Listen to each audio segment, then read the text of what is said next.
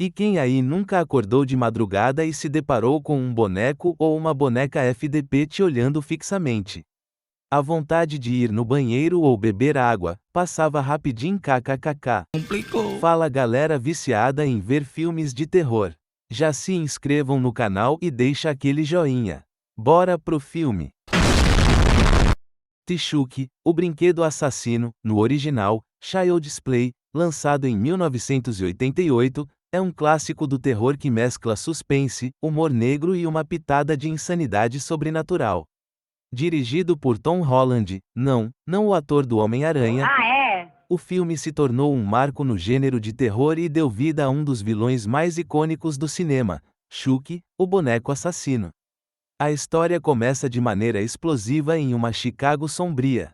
O notório criminoso Charles Lee Ray, Brad Dourif, conhecido como o Estrangulador de Lancashire, está fugindo da polícia, liderada pelo detetive Mike Norris, Chris Sheridan.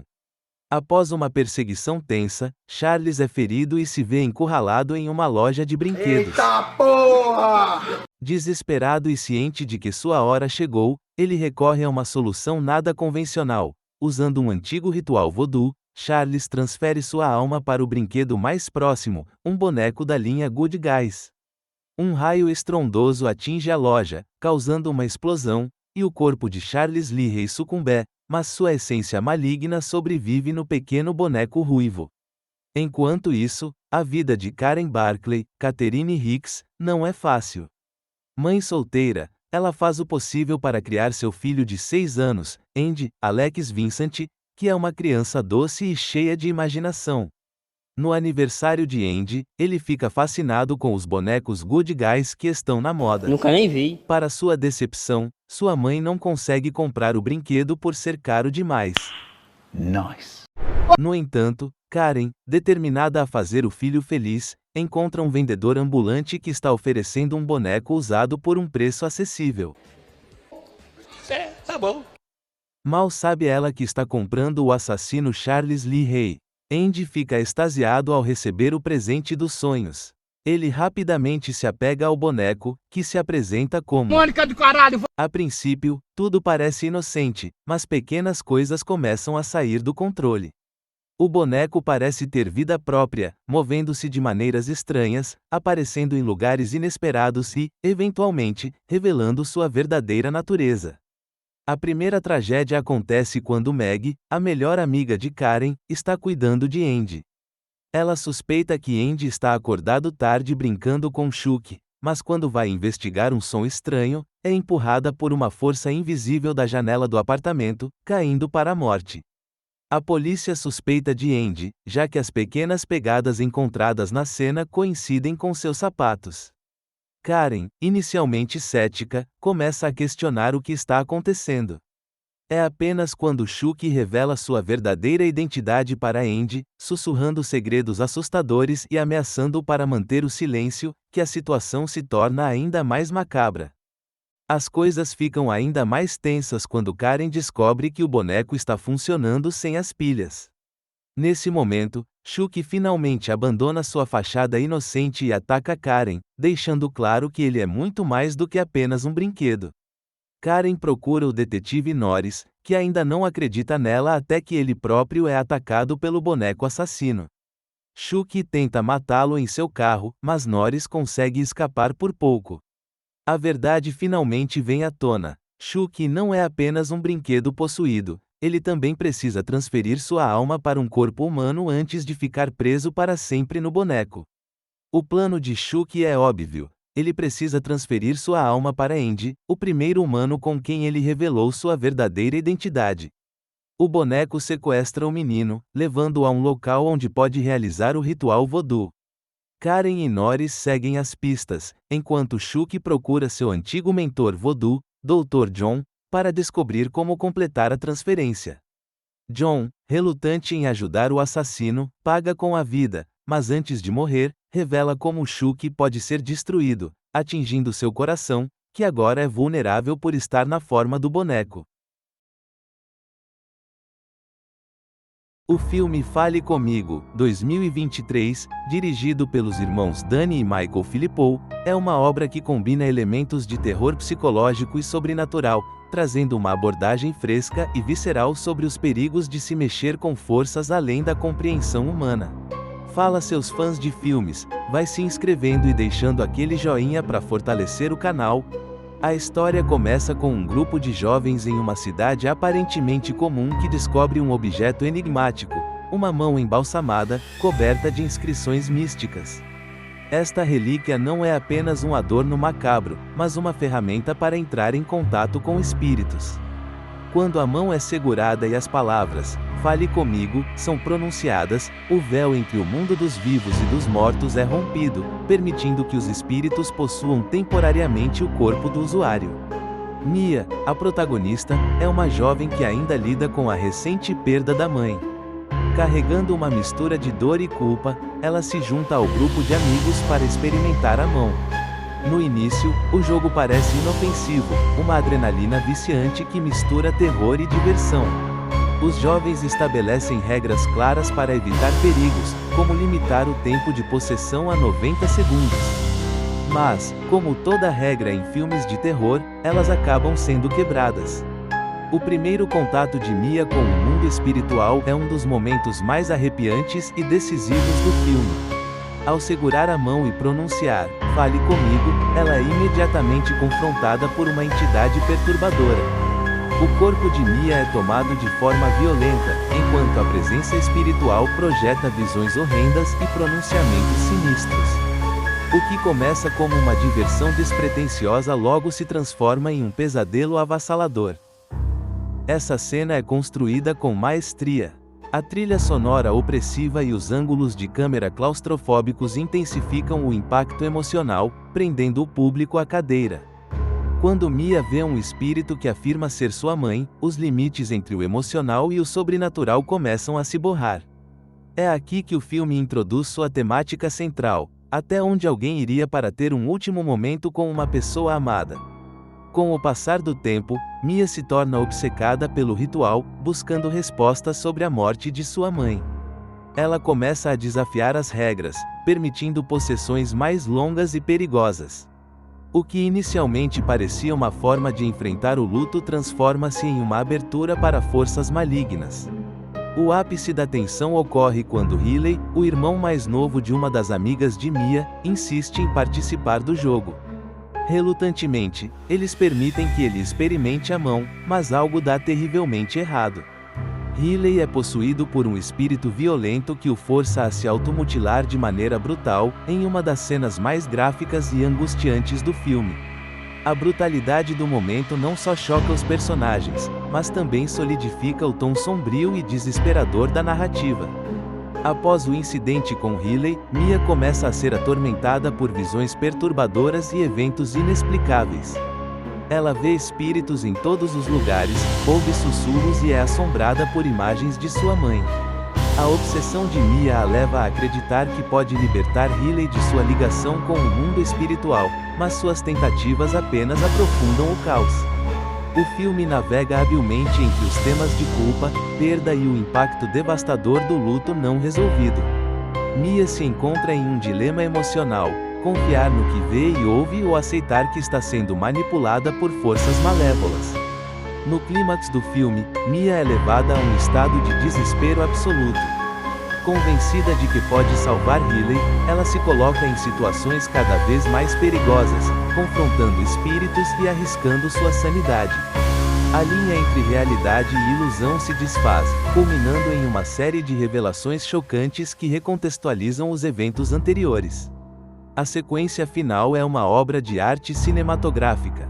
Com cortes rápidos, iluminação sombria e performances emocionantes, os diretores entregam um encerramento que é ao mesmo tempo catártico e profundamente inquietante. Sem dar muitos spoilers, o final deixa o público com perguntas sobre os verdadeiros culpados da tragédia e a fragilidade das barreiras entre o mundo dos vivos e dos mortos.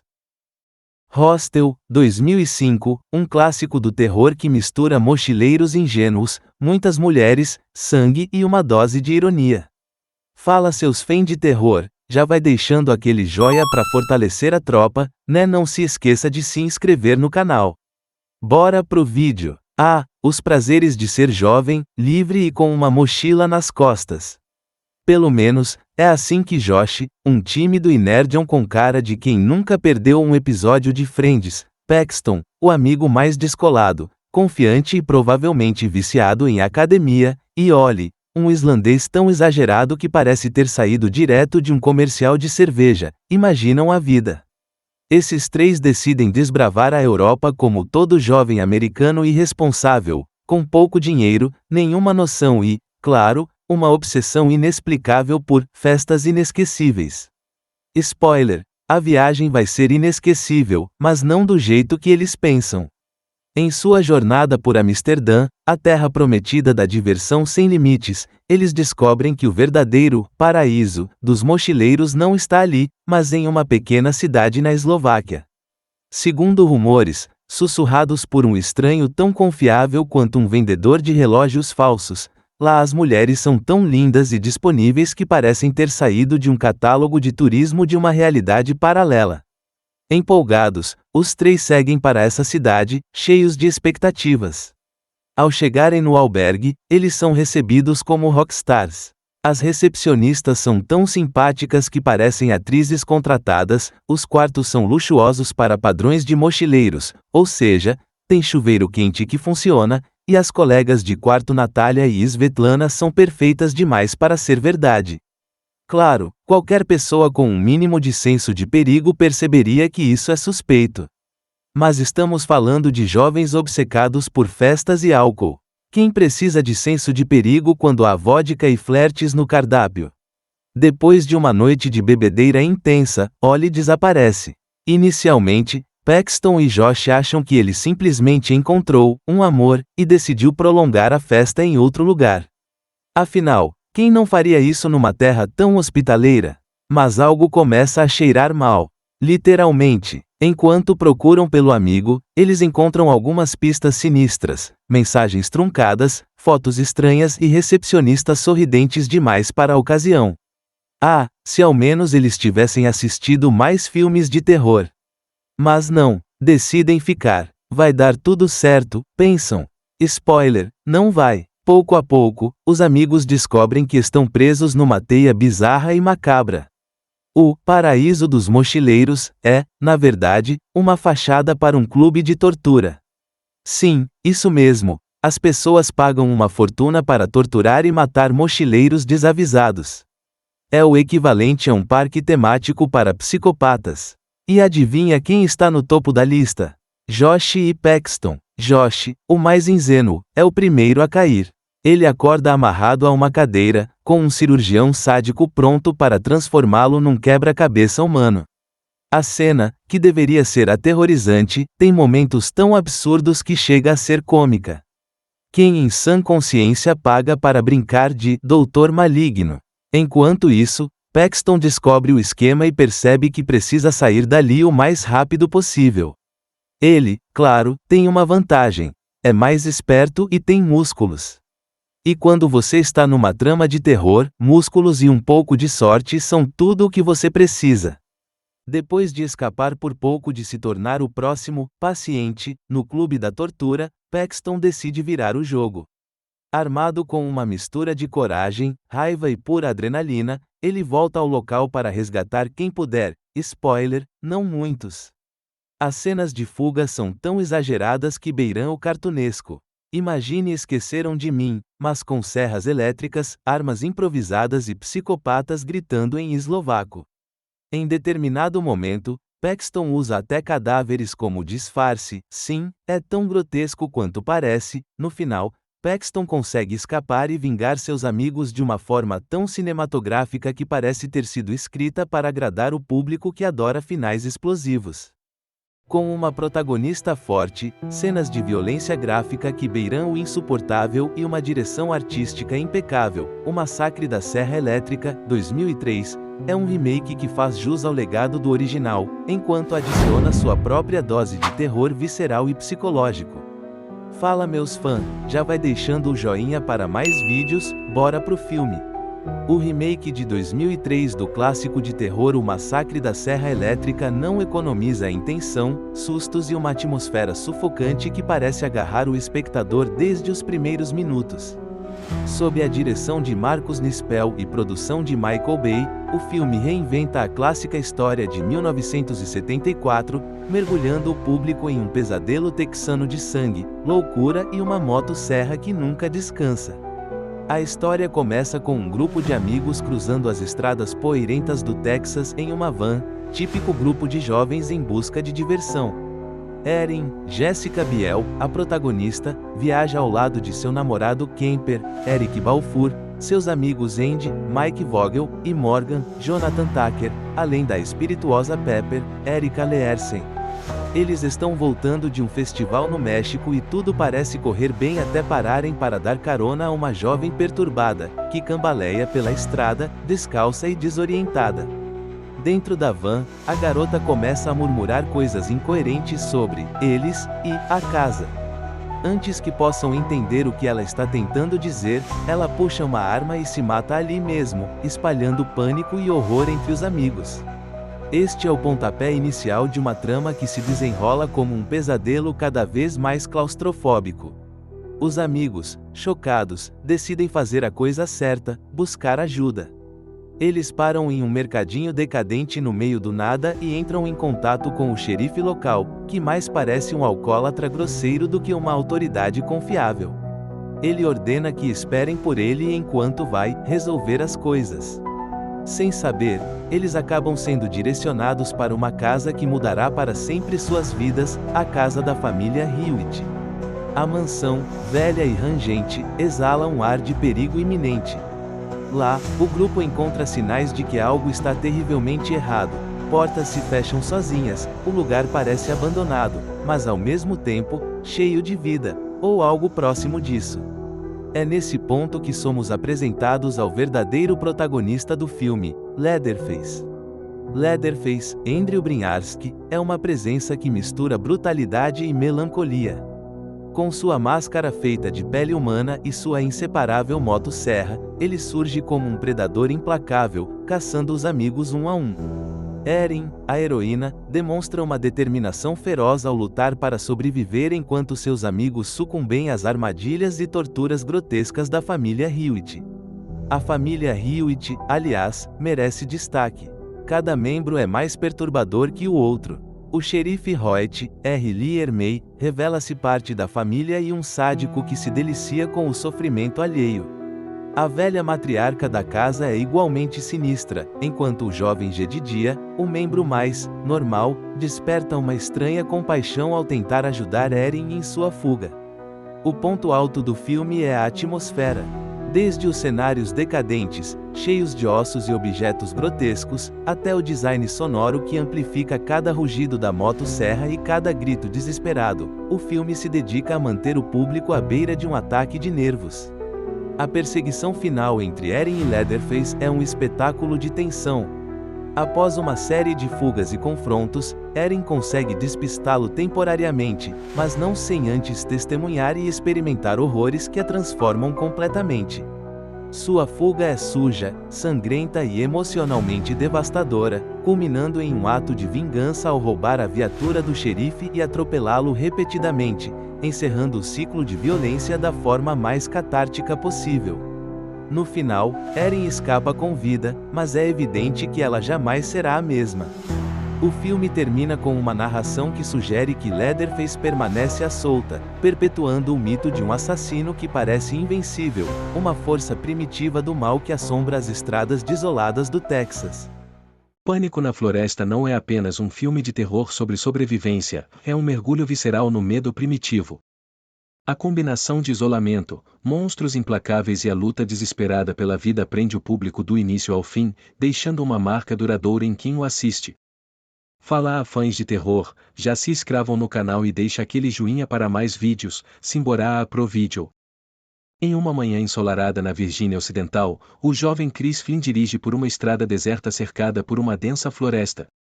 Ele está atrasado para uma entrevista de emprego e, ao se deparar com um engarrafamento, decide pegar um desvio.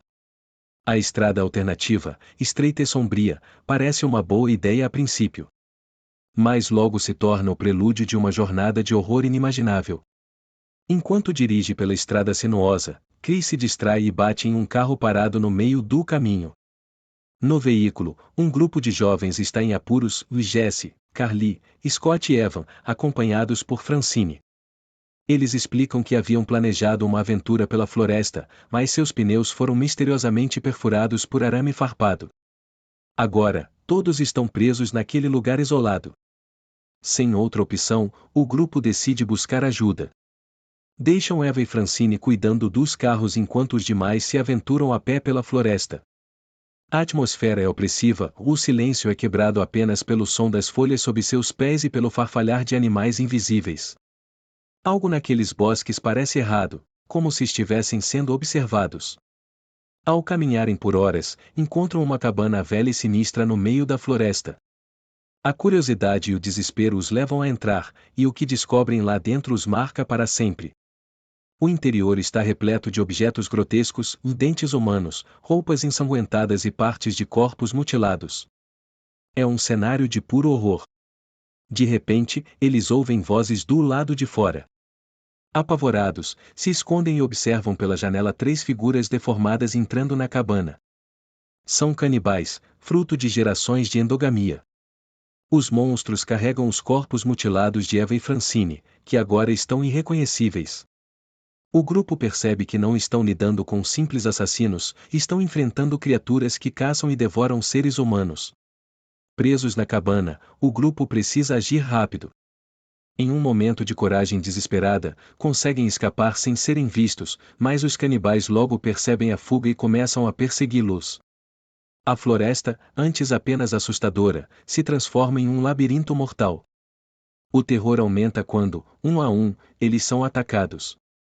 Scott tenta distrair os canibais para que os outros possam escapar, mas é brutalmente assassinado por flechas. Carly, em estado de choque, é morta logo depois de maneira igualmente cruel. Jesse e Chris, agora os únicos sobreviventes, enfrentam a difícil tarefa de lutar por suas vidas enquanto são perseguidos incansavelmente. A narrativa chega ao seu clímax quando Jesse é capturada e levada para a cabana.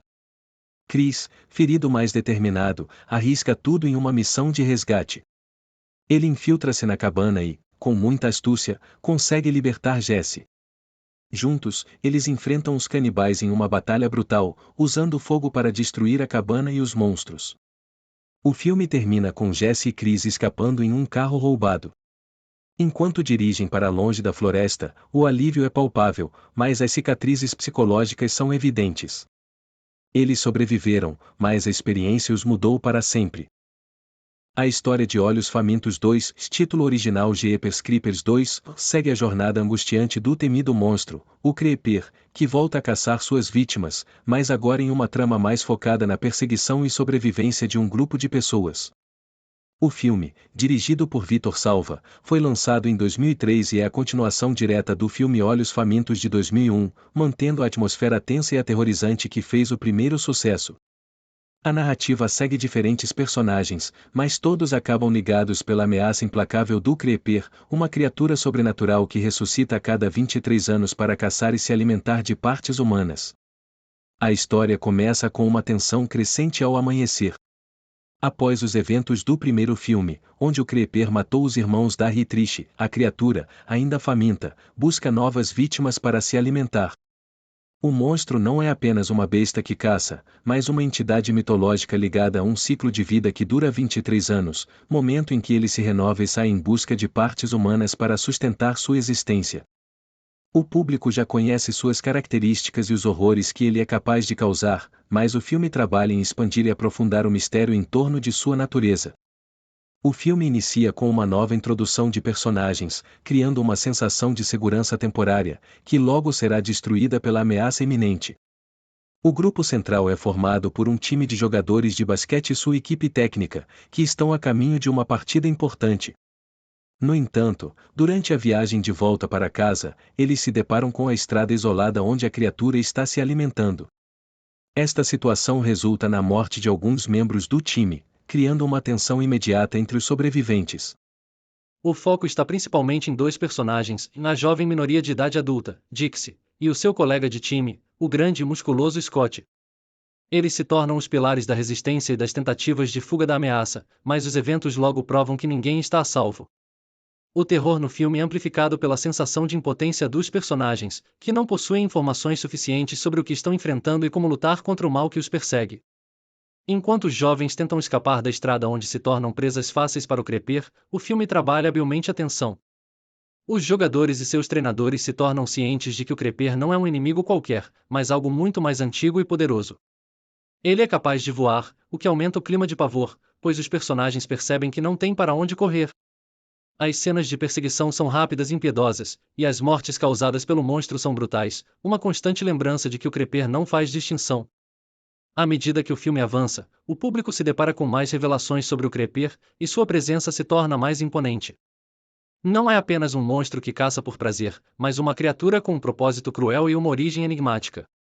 As vítimas do Creeper não são aleatórias, ele tem um padrão e uma necessidade particular de se alimentar de partes do corpo humano, como olhos, pernas e corações. Cada parte que ele consome o fortalece e o torna mais resistente. Nesse contexto, uma das cenas mais marcantes do filme é quando os sobreviventes tentam se refugiar em um veículo, enquanto o Creeper continua a rondar implacavelmente, atacando e se aproveitando das fraquezas de cada um.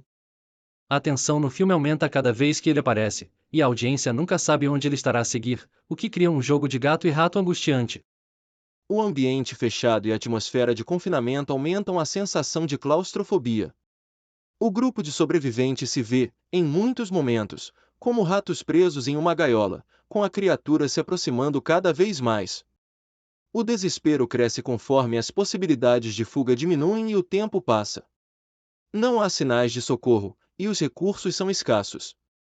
A única coisa que resta para eles é a tentativa de resistir e derrotar o monstro antes que ele os consuma completamente. A estratégia de tensão crescente é um dos maiores acertos do filme.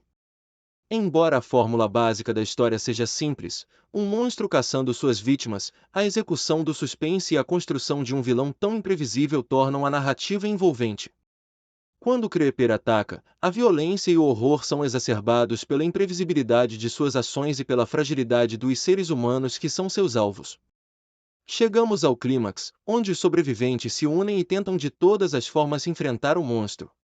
A batalha é uma luta de vida ou morte. O filme começa com Victor Field, um pai viúvo que vive sozinho com sua filha Angela após a morte de sua esposa em um terremoto no Haiti. A relação deles é amorosa, mas marcada por perdas e dificuldades emocionais. Angela, que está entrando na adolescência, deseja se conectar mais com sua falecida mãe. Angela e sua amiga Catherine decidem brincar com um ritual espiritual para tentar se comunicar com a mãe de Angela. Elas desaparecem misteriosamente por 3 dias. Quando finalmente são encontradas, estão desorientadas, sujas e incapazes de explicar o que aconteceu. Após retornarem, as meninas começam a apresentar comportamentos estranhos e perturbadores, respostas violentas, vozes diferentes, corpos marcados por feridas inexplicáveis e episódios de levitação. Os pais inicialmente procuram ajuda médica, mas os tratamentos convencionais falham. Aos poucos, fica claro que algo sobrenatural está acontecendo. Victor, desesperado, recorre a Chris McNeil, que tem experiência com possessões demoníacas devido ao que aconteceu com sua filha Regan no passado, referência ao Exorcista de 1973. Chris, agora mais velha e distante da filha, tenta ajudar. Ela sugere que um exorcismo coletivo pode ser a única forma de salvar as meninas. Chris reúne uma equipe diversificada, incluindo sacerdotes, uma enfermeira devota e membros de outras crenças. O foco é unir diferentes abordagens espirituais contra o mal. No entanto, o principal padre designado pela igreja hesita em participar, questionando se o ritual está autorizado. No clímax do filme, o exorcismo ocorre. Durante o ritual, o demônio revela informações pessoais e sombrias sobre todos os presentes, jogando uns contra os outros. Ele exige que os pais escolham qual das meninas será salva, criando um dilema moral devastador. Victor, pressionado, escolhe salvar sua filha Angela. Isso resulta na morte de Catherine, que é brutalmente levada pela entidade demoníaca. A cena é intensa, com gritos, convulsões e efeitos visuais que simbolizam a força do mal. Após o exorcismo, Angela é libertada, mas tanto ela quanto Victor estão emocionalmente devastados. Catherine e sua família não têm a mesma sorte, e a morte da garota deixa uma sensação de perda e fracasso.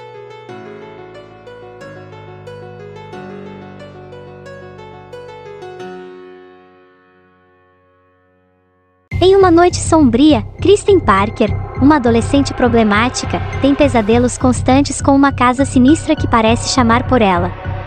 Um desses sonhos a leva para o interior da casa abandonada, onde se depara com Freddy Krueger, o temido assassino dos sonhos com a lâmina na mão e o sorriso sádico. Fred a persegue, mas Kristen acorda de repente. No entanto, quando tenta se acalmar, descobre que cortou os pulsos com uma lâmina, aparentemente em um ataque de automutilação induzido pelo pesadelo. Kristen é levada para o hospital psiquiátrico Vesting Hills, onde outros adolescentes que também sofrem de pesadelos semelhantes estão internados. Lá, ela conhece o Dr. Neil Gordon e a jovem terapeuta Nancy Thompson, que é ninguém menos que a sobrevivente dos ataques de Fred no primeiro filme. Nancy rapidamente se identifica com Kristen e descobre que os outros pacientes compartilham experiências semelhantes, todos sendo perseguidos por Fred em seus sonhos. Nancy revela ao grupo que Freddy Krueger é um espírito vingativo que foi morto pelos pais de Elstrid depois de ter assassinado crianças. Ele agora caça seus filhos em seus sonhos, um a um. Kristen, em particular, possui uma habilidade especial: ela pode trazer outras pessoas para dentro dos seus sonhos. Com essa habilidade, Nancy vê uma oportunidade de lutar contra Fred. O grupo de adolescentes é composto por diversos jovens com suas próprias personalidades e medos. Taryn, uma ex-dependente química que encontra poder nos sonhos. Will, que é paraplégico no mundo real, mas ganha a habilidade de andar e se torna um mago no mundo dos sonhos. Joey, que é mudo, mas no sonho encontra sua voz. Kincaid, um garoto de temperamento explosivo e enorme força nos sonhos. À medida que o grupo começa a se preparar para enfrentar Fred juntos, um a um, eles começam a sucumbir à brutalidade de seus pesadelos. Fred explora os medos e fraquezas mais profundas de cada um deles. Ele provoca Taryn com seus antigos vícios e a mata injetando-lhe agulhas. Will, que se vê como um herói dentro do sonho, é derrotado quando tenta enfrentar Fred com seus poderes mágicos. A morte ronda o grupo de adolescentes. Enquanto isso, o Dr. Neil Gordon busca uma maneira de derrotar Fred de uma vez por todas. Ele descobre que o corpo de Freddy Krueger nunca foi enterrado adequadamente e que seu espírito permanecerá forte enquanto seus ossos não forem consagrados. Ele, com a ajuda de Donald Thompson, o pai de Nancy, tenta localizar os restos mortais de Fred para finalmente libertar o espírito vingativo. Dentro do mundo dos sonhos, Nancy, Kristen e os sobreviventes restantes enfrentam Fred em uma batalha final. Kristen usa seu poder para unir o grupo, e cada um enfrenta seus medos. Joey, que até então estava preso no seu silêncio, finalmente usa sua voz para se libertar, destruindo as amarras de Fred por um momento. Eles tentam enganar Fred e lutar, mas ele parece sempre mais forte. No mundo real, o Dr. Gordon e Donald Thompson encontram os ossos de Fred e, num cemitério, tentam consagrá-los. Porém, o espírito de Fred consegue sair de seus ossos e ataca os dois, matando Donald. Com muito esforço, Gordon consegue enterrar os ossos de Fred, consagrando-os com água benta e orações. De volta ao sonho, Fred está prestes a matar Nancy quando, de repente, começa a enfraquecer. Ele tenta continuar seu ataque, mas é tarde demais. No mundo real, seus restos mortais são finalmente postos para descansar, e ele é destruído.